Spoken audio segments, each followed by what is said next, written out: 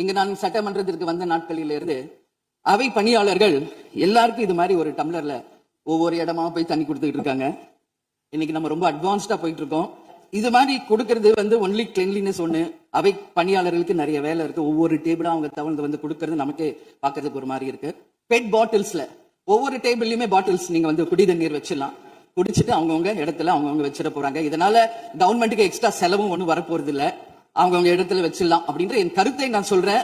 ஏன்னா இது டம்ளர்ல கொடுக்கறதும் அது மறுபடியும் கேட்கறதும் அவங்க வருவதும் அவங்களுக்கு நிறைய பணிகள். அது பதில் ஒவ்வொரு சீட்ல ஒரு பெட் பாட்டில்ஸ் மாதிரி கண்ணாடி பாட்டில்ல வாட்டர் வச்சுட்டு அவங்களுக்கு தேவைக்கு எடுத்துட்டு கொடுத்துடலாம்.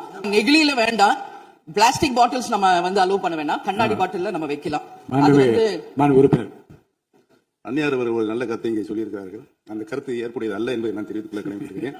என்ற கோபம் வந்தால் தண்ணி பள்ளி கொண்டிருக்க வாய்ப்பு இருக்கிறது.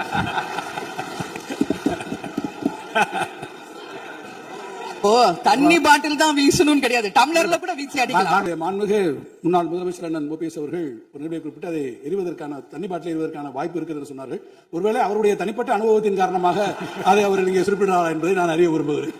ஏன்னா காலையில இருந்து ரொம்ப காரசாரமாவே போயிட்டு இருந்துச்சு. அதனால ஒரு ஹாப்பியா நம்மளுடைய முதல்வர் பிறந்த நாள்ல எல்லாரும் சந்தோஷமா இன்னைக்கு நம்ம அவையை செய்வோம்.